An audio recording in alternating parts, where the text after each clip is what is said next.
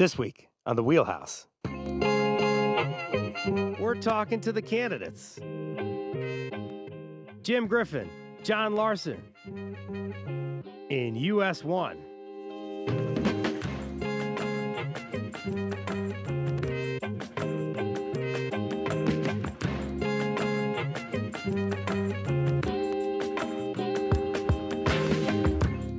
For Connecticut Public, I'm Frankie Graziano. This is The Wheelhouse, show that connects politics to the people.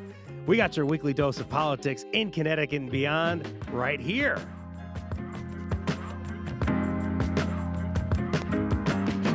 And today we're kicking off a series of interviews with political candidates in our state. We're going to be talking with both sides, Republicans and Democrats, incumbents and challengers in some key races in Connecticut. The first congressional district is centered around Connecticut's capital city, Hartford. The first district includes 27 cities and towns in Hartford, Litchfield, and Middlesex counties. More than 700,000 residents actually live in the first district. Here's a pre-taped conversation I had earlier this week with Congressman John Larson. He currently represents Connecticut's first district. Congressman Larson is originally from East Hartford and is in his 13th term. Congressman Larson, so great to see you this morning. Thank you for joining us on The Wheelhouse. Good to be with you, Frankie. Good to be with you as well. Thank you so much for checking in with us while you're working down in D.C. Oh, absolutely. Hey, I want to start off with a question from a listener, actually, and I think you're going to like this question. Sure. You're a former teacher. A question from a listener regarding education in 2024. It comes from Ginny Connors in West Hartford. Okay. What is being done to shore up support for public school teachers in the state? Burnout is high, salaries are low. We're facing a host of talented teachers leaving the profession, and this will greatly affect our children's educational opportunities. John, Ginny wants to know what's being done to support educators here.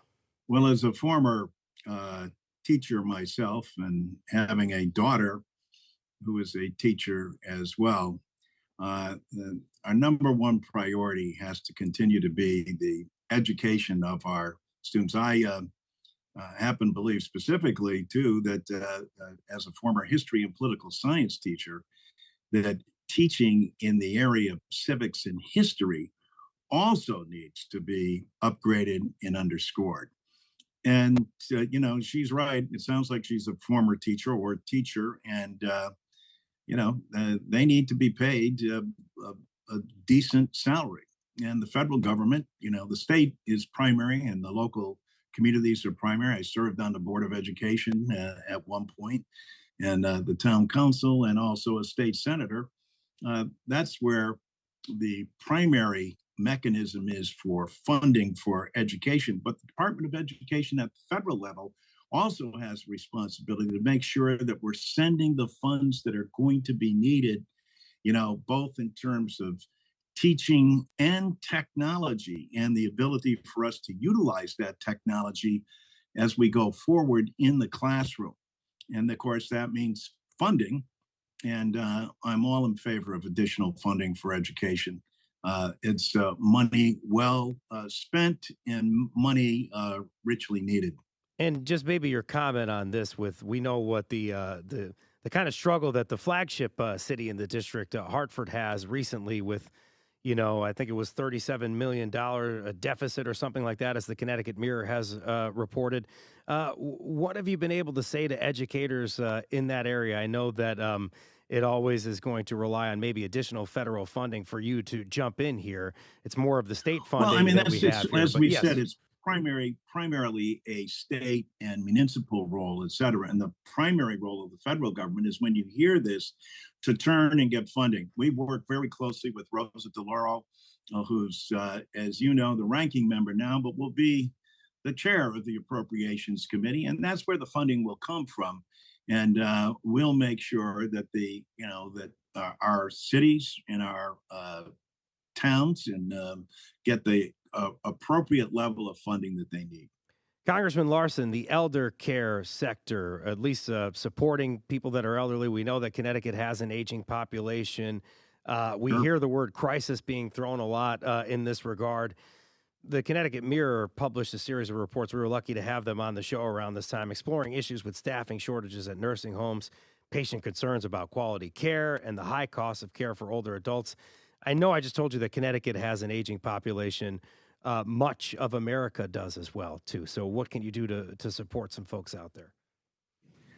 Well, the number one thing that we must do, and Congress hasn't done anything in more than 53 years, is to make sure that they're getting adequate Social Security and Medicare. But Social Security has been my focus in Congress. And as I noted, it's been more than 50 years since Congress has last extended Social Security. And with more than 10,000 baby boomers a day becoming eligible, that elder population that you talk about is only growing and expanding.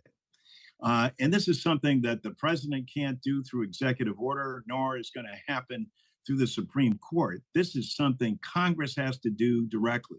It's why I'm proposing an increase across the board for Social Security, tax cuts for Social Security for people who continue to work and get Social Security, and also making sure that we repeal WEP and GPO for retired teachers, firefighters, police officers as well, so that they're going to be able to get the kind of benefits they're going to need to survive. With rising costs all the time, the COLA needs to be fixed in a way that, as the AARP has noted, will allow seniors to receive the kind of money that's commensurate with what's actually happening economically in their state, in their community as well. We accomplish all of that in something we call Social Security 2100, which is to make sure that Social Security is there and solvent into the next century, but also enhanced in a way that it hasn't been. You realize, of course, that there are over 5 million Americans that get below poverty level checks from Social Security from their primary insurer, which is the United States government. That is a shame that people in the wealthiest nation in the world get below poverty level checks, having paid into a system and now finding themselves in a situation where, because Congress has not acted to enhance those programs, this is what they're receiving. So all of those above will be the primary mechanism, that and enhancing Medicare and Medicaid as well, because those are two other primary needs that seniors or elder community have with respect to both their medical and pharmaceutical needs that they have as well. Congressman Larson, I think it's been well documented over the last 8 to 10 years, the gridlock in the House of Representatives, which I'm sure you're working diligently to always overcome. But is Social Security an issue that you think, I understand you'll be reaching across the aisle, but that you think that you all can solve together? Yes, I do. But whether we solve it together or not, it has to be done. And most importantly, Frankie, and I don't think this is emphasized enough, Congress needs to vote. And let's say, for example, that things won't be bipartisan very long if you're forced with legislation and you look at the legislation and what it does, and then you have to vote. But if there's never a vote, how does the public know where you stand? And how do you get to that point of compromise? Most recently, there was a bill put forward, HR 82, it's called, to repeal WEP and GPO. It was initiated by Republicans. Great, totally in favor of that, except one thing. They didn't pay for it. And that hurts the entire, and that's the same thing that Donald Trump has proposed. He's going to repeal WEP and GPO. He's going to do great things, except he doesn't pay for it. And who does that hurt? That hurts the entire trust fund. So in an effort to help 2.9 million people, rightfully so, you don't pay for it. You end up hurting 70 million people because the trust fund is depleted. So what we need to do is come together. And I believe once the items are put on the floor, Frankie, I'm hopeful that there'll be bipartisan agreement certainly I don't see anyone disagreeing with the issues when you put it forward. What they haven't done is voted. And you hope that that deadlock will be broken soon. I wanted to give you another question here from a listener. I think you're going to Sure. get another opportunity to hear from a listener. This comes from Stephen Coleman in Farmington, and he wants to ask you about reproductive rights. Sure. The overturning of Roe v. Wade instigates sweeping regressive reforms in over a dozen states across the country, severely restricting access to life-saving medical care for millions of women. In an ironic twist, there have now been cases where the inability to access abortion for non-viable pregnancies has rendered hopeful mothers incapable of ever again bearing children. No one should ever suffer the way we have observed in states like Texas and Mississippi, where abortion is fully banned. What are our candidates doing to ensure that women's rights and, in a broader sense, the right to health care and body autonomy in Connecticut are protected? Stephen really I couldn't. Yeah, go ahead. Stephen really Well, I concerned. couldn't. Yeah. Yeah, Go let ahead, me try finish. to help you out with it. Stephen really concerned about what's happening now in states like Texas and Mississippi. Now that the U.S. Supreme Court has really given the power to the states to decide on reproductive rights in lieu, sort of Roe v. Wade. So, what can you tell Stephen? Because he shared an anecdote there about people not able to bear children after they have one of these issues Sure. with their poor care down in one of these states. So, what can you say to Stephen? I'm so glad that this is a national issue and this is front and center with respect to the Harris campaign and, frankly, with the Trump campaign as well, and primarily because, you know, to overturn Roe versus Wade and to deny, having two daughters of my own, women, reproductive rights and reproductive access to appropriate medical care. It runs contrary to everything that this nation stands for and believes. And I was proud to be among the first states to adopt Roe versus Wade and to reproductive rights. George Jepsen at the time was a state senator and went on to be attorney general. And I was Senate president at the time of the state of Connecticut. And we took great pride in leading the way. And Connecticut will continue to lead the way. But as the gentleman pointed out, this is something for all nations. No one should have to flee a state and at their own risk and go to another state to try to get the reproductive care that they need. And that also means to make sure that we're expanding this in the future so that for appropriate contraceptive from both a health standpoint and also from a medical standpoint is accessible and available to anyone who needs it. So I think he makes a great point, and he's got the support of the entire Connecticut congressional delegation, House and Senate. We're working arm in arm to make sure that we get this done.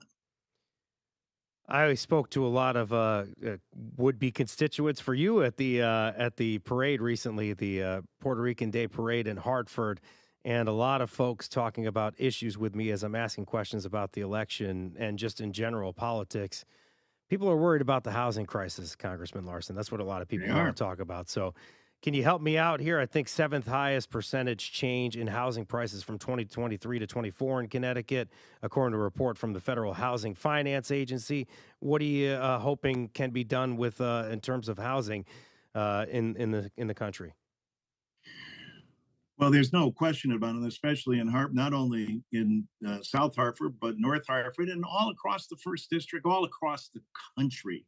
You know, the housing shortage is plain and clear. And what we have to do, and especially with the rising cost of housing, is make sure that we're providing affordable housing through HUD. I'm pleased that this administration and the Harris administration is going to be calling for this and making sure that we have affordable housing that's there for individuals who have and qualify for the need, and make sure that we're working with states and local communities and associations to make that happen.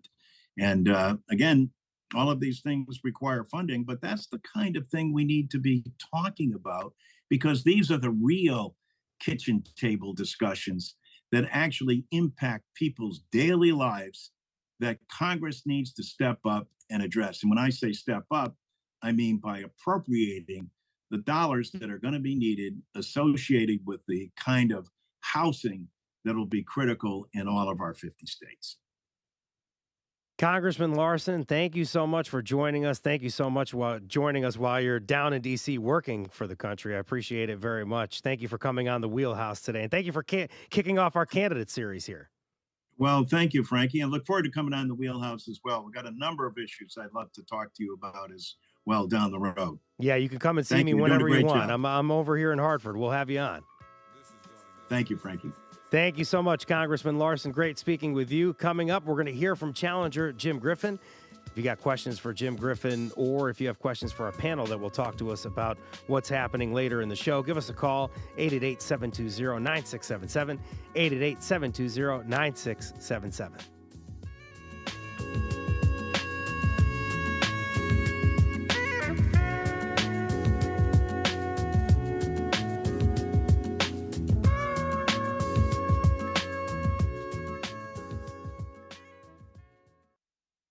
Thanks for listening to Connecticut Public Radio.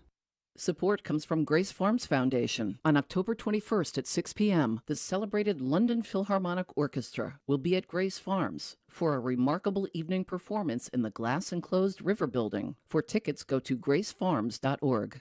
Recognized for exceptional storytelling and visuals. Watch outstanding shows on demand and listen to local and regional reporting and award-winning podcasts anytime, anywhere. See what all the hype is about. Stream today at ctpublic.org/awards. Support comes from Live Well. Redefine life with dementia your way. Come explore what Live Well can offer during the next open house, October 21st from 3 to 6. For details and to register, visit livewell.org. SSI is one of the largest and oldest benefits programs to support people with disabilities, but an NPR investigation found its rules are so complex and so out of date that the program ends up hurting the people most in need of its help. It's a question of life and death. Medicaid is invaluable in a way that cannot be replaced by private insurance. That story on All Things Considered from NPR News. Listen this afternoon at 4. Support comes from Asana Plastic Surgery Center and Med Spa. Support for arts and culture reporting on Connecticut Public Radio comes from the Hartford Symphony Orchestra and Blythewald Mansion Gardens and Arboretum. Listen for reports on Morning Edition and All Things Considered. This is the Wheelhouse from Connecticut Public Radio. I'm Frankie Graziano. We just heard from incumbent Congressman John Larson of Connecticut's 1st Congressional District, and now we're going to hear from his challenger, Republican Jim Griffin. For our listeners, this questions may sound similar that we had posed to Congressman John Larson. Want to just make sure that we are being fair. We're considering democracy and giving you guys both a chance to answer similar issues-based questions. Right. Jim, thank you so much for coming on this morning. Thank you, Frankie, for the invitation. So nice to have you on. Any questions for Jim Griffin or our panelists, give us a call, 888-720-9677. Jim, just a little bit about you. Graduated from West Point, worked on the Capitol Hill during the Reagan years. A lot of experience in Army intelligence. Can you just pick out one of those particular items of experience that I pointed out and explain why that makes you ready for this job? I think when I was at West Point, I made the decision to go military intelligence for my branch, and most of my classmates were going infantry or armor. But I had a couple of events and happenings to me when I was a youngster growing up. One was the assassination of John Kennedy. The other was the fact that my mother headed up the American Cancer Society fundraising here in Connecticut for a good deal of her years after she was an Army nurse during World War II. And she was very idealistic about the fact that we were going to try to win the war against cancer. But as it turned out, when President Kennedy was killed, I was convinced that he actually wasn't killed by Lee Harvey Oswald. And my mother was chagrined to find out that after almost 40 years of raising money for finding a cure for cancer, that no cure was ever discussed. So, and I was interested when I went to West Point to find out why that was. In my beautiful country that I believed in, what was the little cancer that was inside of our country that would not give us a fair question answered about who killed President Kennedy, and the fact that we probably know how to cure cancer but have never come out with it. Hey, I got a question for you from a listener regarding education in 2024. It comes from Ginny Connors in West Hartford. You're going to get to hear a video clip here, Jim. All right. What is being done to shore up support for public school teachers in the state? Burnout is high, salaries are low. We're facing a host of talented teachers leaving the profession, and this will greatly affect our children's educational opportunities. Well, I'm not an expert on compensation for teachers, but it's my understanding that we have one of the highest compensation rates in the country. We also have a high cost of living here in Connecticut.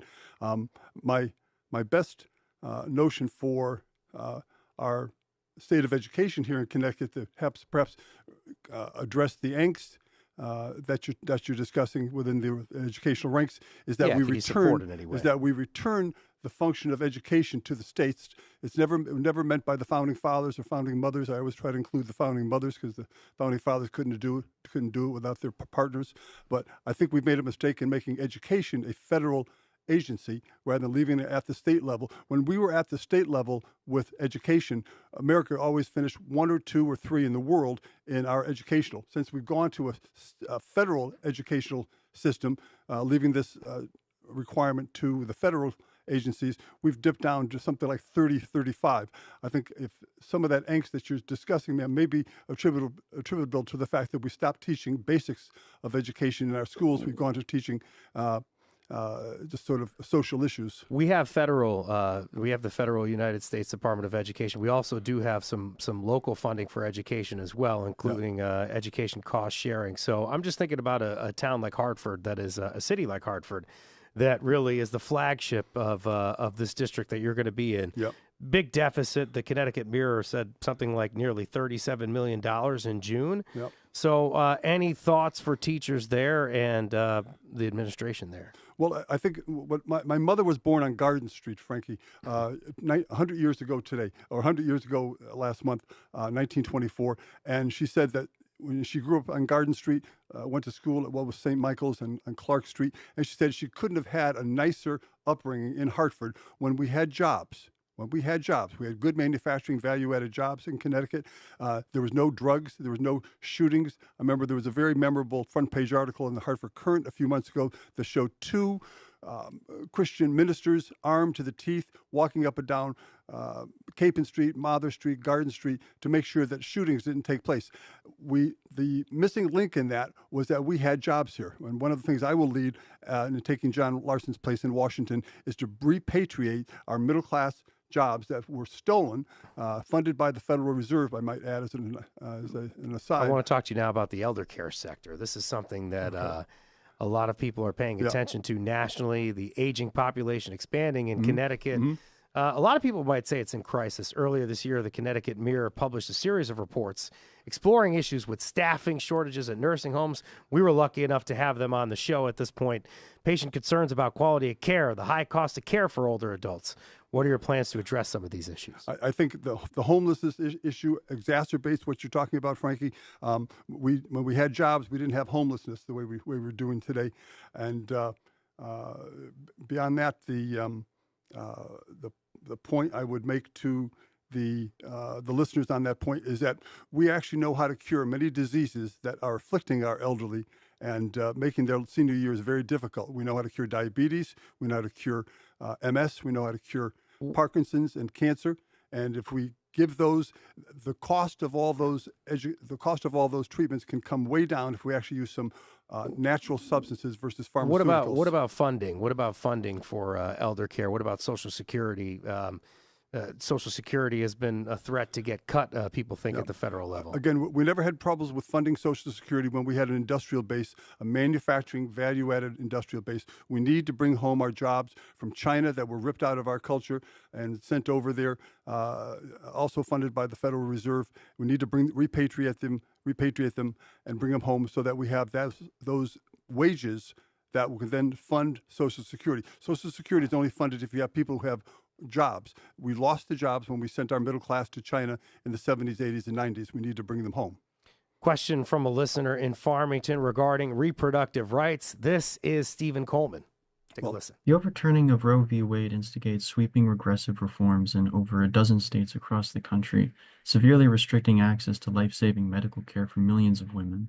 In an ironic twist, there have now been cases where the inability to access abortion for non-viable pregnancies has rendered hopeful mothers incapable of ever again bearing children. No woman should ever suffer the way we have observed in states like Texas and Mississippi, where abortion is fully banned. What are our candidates doing to ensure that women's rights and, in a broader sense, the right to health care and body autonomy in Connecticut are protected? Generally are a safe harbor state here in Connecticut, but Yep. he's talking about a federal, any kind of federal protections. Federal What do you think protection. about that? Well, I was an altar boy growing up in Bristol at St. Anthony's. I was an altar boy up at West Point when I was a cadet. I do believe in God's will, the Creator's will, that He gave us a free will to have our own conscience to what we do with our bodies and presumably with a body that sits within us. But what we had when I was growing up in the 60s, 70s, and 80s, we had the Ten Commandments on the wall. We had Christ's two great commandments. So if you had a difficult decision, such as that, whether or not you carried a baby to full term, while you have the right to do something like that, and God gives you a free will to do something like that, you In also Connecticut, have, yes. Yeah, that's right, and that's good that we do that in Connecticut. But I can understand where the other states are coming from. But I think that what trumps that, I think, is the fact that God gave us all a free will, even to do something difficult. But I think you need a moral Do you background. support a person's right to get an abortion if they would choose to? Yes, yes, I do. But again, I say it, when we did that, when this was in the 40s, 50s, and 60s, we had a moral, ethical backdrop to all the children's education when they became young adults and might get pregnant that said, thou shalt not kill. And if there's going to get an abortion, there has to be a really, really good reason. But help me understand, everybody's going to be looking to you at the federal level if you get elected. A lot of people are concerned about a federal abortion ban. So you get a vote if you get elected. Would you vote for a national abortion ban? I think that would be my first sense is no, simply because I believe in God's gave us a free will, and so I think it's a personal decision for the woman. But I think the woman is entitled to, and what we used to give women is an ethical backdrop for that difficult decision. Connecticut facing an affordable housing shortage. We're going to go from there from reproductive rights, including areas across the 1st District. I went to the Puerto Rican Day Parade the other day, and a lot of folks that I talked to at the parade, while having a great time, were also, I think I depressed them when I was asking about issues. They brought up housing. Yeah. You got plans to expand access to affordable housing. A lot of people in your district need it.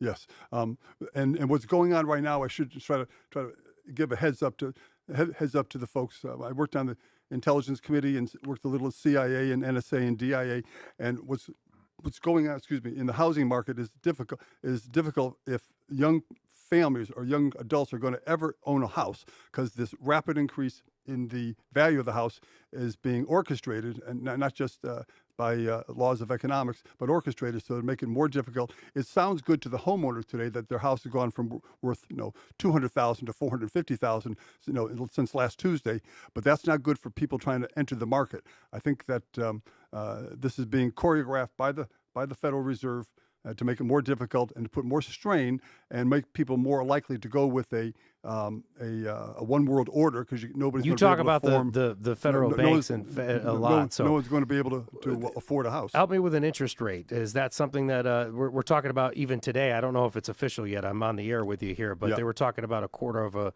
percentage rate decrease here in the Federal Reserve here in terms of the interest rate. So, do you support something like that? Well, it'll have a initial good effect, but as I said, I'm not a big fan of keeping the Fed there. I think it should be made a constitutional entity so that it does stuff for the interests of the country, not just for the banks that the Fed represents. And the deficit spending, where we get all our inflation, is out of control, because that's one of the other things that the Fed does. It does deficit spending deliberately to make us bankrupt and have to have inflation hurt the person at the food market, and gas and gasoline, and heating, and all those costs go up. And now housing is going up. My main thought here is that we need to get the Fed out of the way so that we can have a constitutional economy again, and then we could do stuff for the American people, not for the banks who run the Fed. What about the recent flooding across the state, highlighting the need for infrastructure updates? Something that your opponent, John Larson, has always been about infrastructure in the capital city and the area surrounding it, and a focus on climate resiliency. Do you got any plans to support our local economy and our local infrastructure now that the weather has been such an impact on us? Well, I'm a believer, a fan of a fellow by the name of Nikola Tesla. Tesla was smarter than Einstein, even though Einstein was a brilliant guy. You want to have him as your partner in chem lab. But even Einstein said Nikola got everything right. Tesla showed us that we know how to affect the weather. That is, and when I was a cadet at West Point, we had a class actually on owning the weather. So all the climate change stuff is something that we can manipulate because Tesla showed us how to do it. And whether it's climate change or whatever the case is, we have floods. We can make floods or not make floods, or have hurricanes or not have hurricanes, because Tesla showed us how. So that technology should be, and also we can have free energy, Frankie. Energy. Nikola Tesla showed us that we know how to do that. As Connecticut Public Radio's meteorologist Garrett Argianis always tells me, you got a temperature increase in the ocean, and that's making weather changes drastic in the United States and abroad. So it's going to be very hard to manipulate climate change. I would disagree with you. Tesla, when Tesla died, the government got all his papers. We only got a couple of minutes left here, so I'm going to give you one last chance here to reach maybe across the aisle, or you don't have to, as we've seen many lawmakers nationally. How can you reach across the aisle and speak to folks here? This is the last question. Good. I thank you for that too. I started out my life, most of it, as a Democrat. I want to speak to my Democratic constituents in Hartford and West Hartford and Bloomfield and everywhere else, East Hartford. That's where my heart started with. I became disillusioned only when I saw my party go from being concerned about the middle class to just being concerned about doing what the Federal Reserve wants it to do, which is the global one world order. And that's not in anybody's interest. But I would. The only new world order I know was in professional wrestling with Hulk Hogan. Right. Which is one to enjoy. Got about a minute left here, Jim. Yeah. Okay. If we have I would think we want to have a constitutional bank, not one that's been thrust on us deceptively, and we want to be able to have a gold and silver standard so we don't have runaway inflation, and that would be something I would do for the middle class, and I would also try to make known the fact that we know how to cure cancer for all my good Democratic friends, which is something that my opponent will never tell them. Jim, such a blast to have you on here today. Yeah. We're out of time, unfortunately. Thank you, Frankie, very much. The Wheelhouse, I'm Frankie Graziano. This is Jim Griffin. He's running against John Larson. He's the Republican challenger in US 1. Thank you so much for coming on. Coming up, we're going to unpack what we just heard from both candidates with Susan Raff, Chief Political Reporter, Capitol Reporter for WFSB, and Mark Pazniokas, Capitol Bureau Chief and co-founder of the Connecticut Mirror. If you have questions about what you just heard, join the conversation. 888-720-9677, 888-720-9677.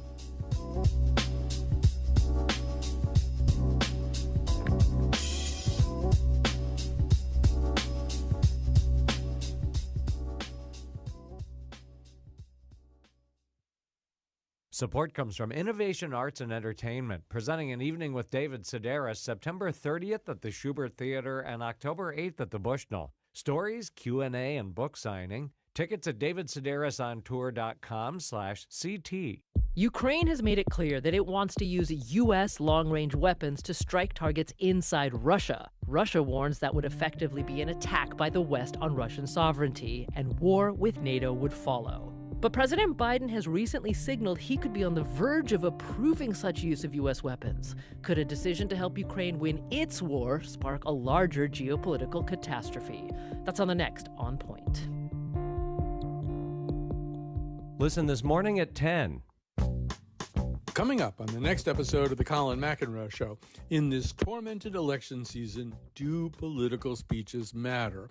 If so, how do they matter? What's more important, the eloquence of the speechwriter or the delivery of the speaker? What's in a good stump speech?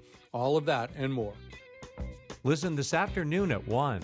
Support comes from the Hart School and Goodspeed Musicals. Support comes from Freed Marcroft Family Law, where happiness matters, helping clients in Connecticut find a better way to navigate divorce and create the solid future they deserve. FreedMarcroft.com to schedule a call and to start moving forward today. This is the Wheelhouse from Connecticut Public Radio. I'm Frankie Graziano. Hey, this hour we heard from candidates for Connecticut's 1st Congressional District. We had the incumbent Democrat, Congressman John Larson, and Republican challenger Jim Griffin. But now, maybe my favorite part of the show, I get to hear from some great friends. Let's unpack what we just heard. Susan Raff, Chief Capitol Reporter for WFSB News Channel 3. Good morning. Nice to see you, and you look very handsome today. Oh, great to see you as well. Thank you so much. I appreciate it. Mark Pazniokis, Capitol Bureau Chief and co-founder of the CT Mirror. Good morning. Hey, good morning to you. Thank you so much for being here. Folks, give us a call. Maybe you want to comment on anything that you heard. 888-720-9677. Maybe I didn't hold these guys accountable. Maybe you got a question that I didn't ask. Give us a call right now, 888-720-9677. Susan, we just heard from both candidates. Reproductive rights, housing, even teacher burnout. Do you have any initial thoughts on what you just heard? I don't know. I think those are all very important issues, certainly for political campaigns this year. I thought that there was some insight into Social Security, which is a big concern in this country. And what John Larson was saying, that 70 million people depend on those benefits, but we have some 10,000 baby boomers every day who need those benefits. And I think some of the proposals want to raise the age again. So we need to do something about that. But, and I think I don't know if John really is going to have an answer for this, or anybody is, but it didn't seem like we were able to give our listeners any kind of hope that something might be able to happen on Social Security. No, I think his hope is that Democrats take back the House, and then he's going to be the chair of the Social Service Committee.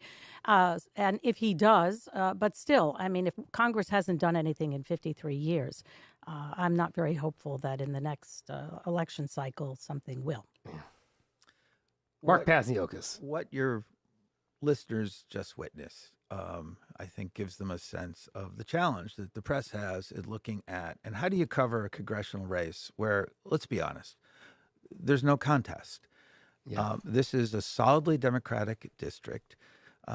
John Larson was elected in 1998. It was the only relatively close race he had, and he won by 15 or 16 points when it was an open race.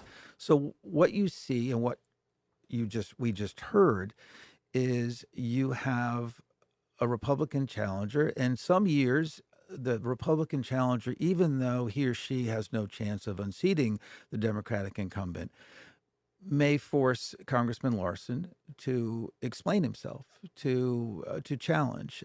What we just heard was a little bit different. Let's be honest. Mr. Griffin engaged in some conspiracy theories about the Federal Reserve Bank.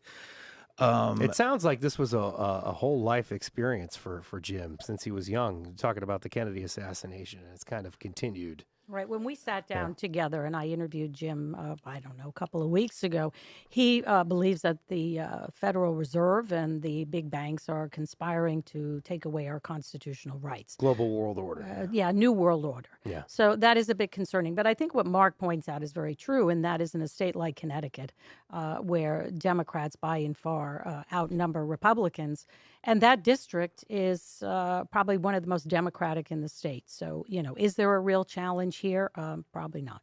No, and it doesn't mean these campaigns shouldn't be covered, because it's important for, WNPR, for the rest of the press, and for quite frankly, the Republican Party to examine and to challenge the incumbents. But again, Mr. Griffin, who has a really impressive background, West Point grad, career in the military. But, he said some things here today that I think people he would give pause to. He suggested that there are cures for MS, Parkinson's, and diabetes, which I think that would be news to people who are suffering from those chronic diseases. Let's Mark, you're a very sweet man. I'm glad that you brought it up that way. You're being very nice. Here's a phone call that is going to address what you just exactly said about MS, because there's unfortunately no cure for MS. Go ahead, Will in Wallingford. Hey, hi guys. Thanks for taking my call. So just after listening, I think there's problems with the responses for both candidates. I'm a Democrat, but I listen to the Democratic candidate, even more closely. To start there, I mean, the question on affordable housing. Just saying over and over again that we need more affordable housing, and when pressed for specifics, it's just that we need to appropriate more money at the federal level. I'm concerned that there is just zero plan, and just saying we need more money is not a plan. And then not to spend too much time on the Republican candidate, but as someone whose mother died from cancer when I was in my 20s, it would be wonderful to know what the candidate has, what information they have about curing cancer with non-pharmaceuticals. And I'm so glad that I'm we not can sure solve it's climate accurate, change. Will, is the most important part. So we won't spend too much time on it, unfortunately. And I'm glad we can solve climate change by manipulating the weather. But more concerning, I think, for the Democratic candidate, I just it's such a massive issue. It's such a massive issue, and I have yet to hear a really good, solid plan for how it's going to be addressed in Hartford and across the state. So thanks for taking my call. Talk to you all. Will, do me a favor. Please call back next week. This was a great phone call. I really appreciate it. That was a great conversation. I just want to say before we address his, I think Will hit it on the head in 3 different subjects or so. But Marina just wanted to say she's from West Hartford. Candidate just said that we have a cure for MS. I am a nurse for MS. We do not have a cure for MS. Very breaking news there from Marina in West Hartford. Thank you so much for sharing that. She says his statements were very misleading. Yes, I think that's an issue. But just a full disclosure kind of note, just like you guys do, I think we care very much about democracy at Connecticut Public. And if that's the Republican-endorsed candidate, I think you got to have them on the show if you're going to do these. No, and I think you're going to get sometimes something like we just got. Right. Well, I think Will had a very valid point about housing, and I want to stick with that because what we heard about medical care simply and weather is really not true. But the fact is, here in Connecticut, that's an issue too, and it's going to be a priority for the legislative session. We need more housing, and there is some housing being built, but the question is it affordable housing? And we're seeing a lot of it. New Britain has some new housing going up. There's a lot of infrastructure. But the question for a lot of people, they can't afford it. They can't move into an apartment that's $1,200 or $1,400 a month. So that has to be addressed, not just in Connecticut, but around the country. I think housing might be one of those things where we live just had a great show on housing yesterday and zoning yesterday. Go back to connecticutpublic.org and go look in the archives there. But we know that is something that's always going to be a fight between the towns in Fairfield County and the legislature up here. But it seems like if we're ever going to get affordable housing, it's probably going to happen closer to train stations, bus stations, things like that. Do we know if Work, Live, Ride might come back this year? Yeah, I think there will be another attempt to do that. It'll be with the new legislature, and that's when you try to take another crack at something like that. But there are broader problems beyond zoning. Zoning is part of it, but the cost of land. I mean, there are no easy solutions to that other than government subsidies to have blended financing. Try to leverage private financing the way that we see in Hartford with the Capital Resources Development Authority. They've been very successful in taking some public funds and leveraging a lot of private money and to build new housing or to convert commercial office space to housing at rates that are, relatively speaking, affordable. That's always a relative term. But there's no magic bullet. There's a lot of different issues when it comes to affordable housing. The cost of land in Connecticut, the supply chain, construction costs went, bonkers during COVID, and they've come down somewhat on some of the basic things, but it's still expensive. So there's just, you're fighting zoning, you're fighting the realities of economics. I think this was an issue that I personally was wondering about with Joe Biden when he was talking about the economy. And sometimes the thing that people love about Donald Trump is when he's trying to relate to people, not whether some of that information might be accurate and land sometimes. But nonetheless, I want to know if the people that we listen to today, the candidates that we listen to, at least sounded like they cared about the folks that are going through the affordable housing crisis. Because it's easy to say, like, with the economy, that there's inflation's going down and bills are getting a little bit better and yada, yada, yada. Maybe the housing prices are going to come down at some point. But does it sound like the candidates care about the people that are going through these housing crises? I'll let you take that, Mark. George Herbert Walker Bush, message, I care. I mean, look, I think all these folks care to a great degree, you know, and Larson's major issue over the course of his career has been solvency of Social Security, as well as the sufficiency of the benefits. And that is an issue that's approaching a tipping point in the next decade, that you're going to approach the point where if something isn't done to beef up the solvency of Social Security, you will see benefits start to erode, because that's the first sort of line of defense when you're approaching a trust fund that's less than solvent.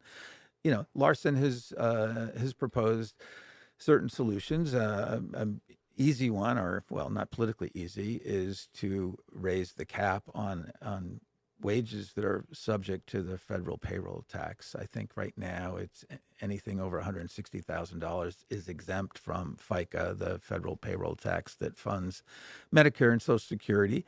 But you know, that is something that is it's still a little bit over the horizon. I think you have to give Congressman Larson and others credit for trying to get the Congress to address it now before it is truly at the crisis point.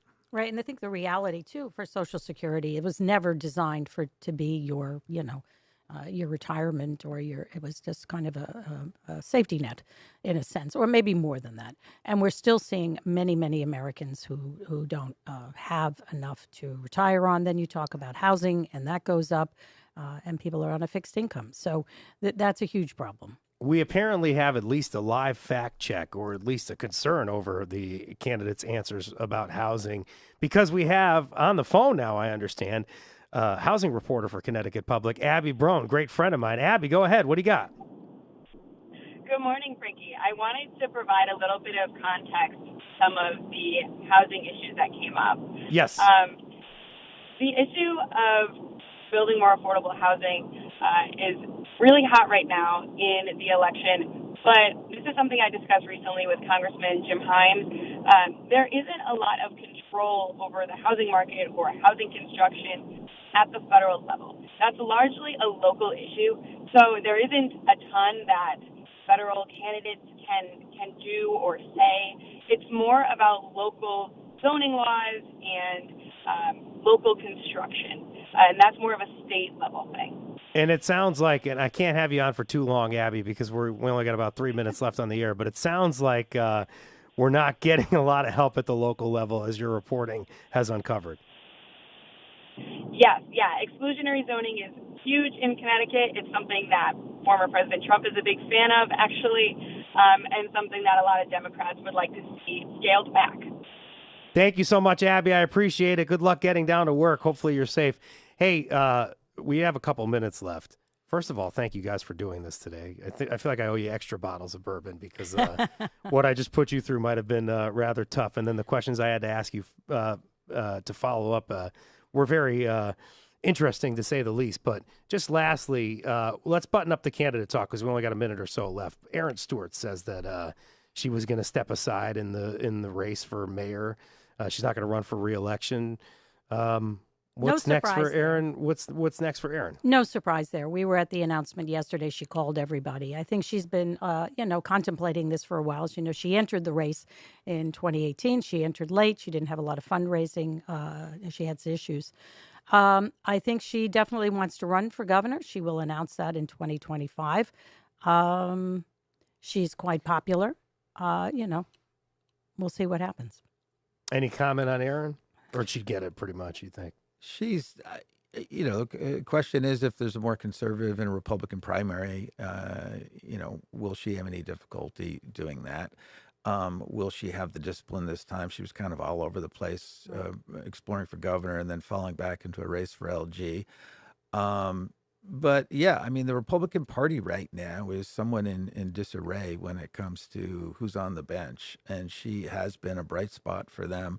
Killing it in New Britain and constantly Right. beating back Definitely Democratic a rising challengers. star, and she's pro-choice. She's clearly a moderate Republican in a state that is moderate. So we'll see. Yeah, no, I mean, if you have a younger person, a Republican doing well in an ethnic Democratic city, that person is always by default is going to get a certain attention.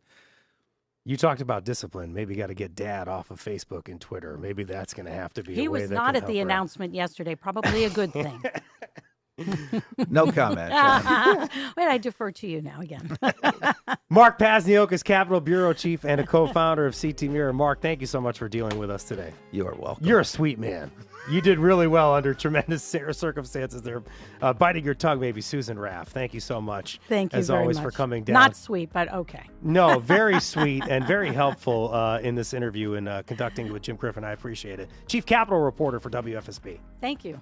You were tremendous. Thank you so much. Always great to have you on the show. It's a wrap on our first of 5 candidate interview shows.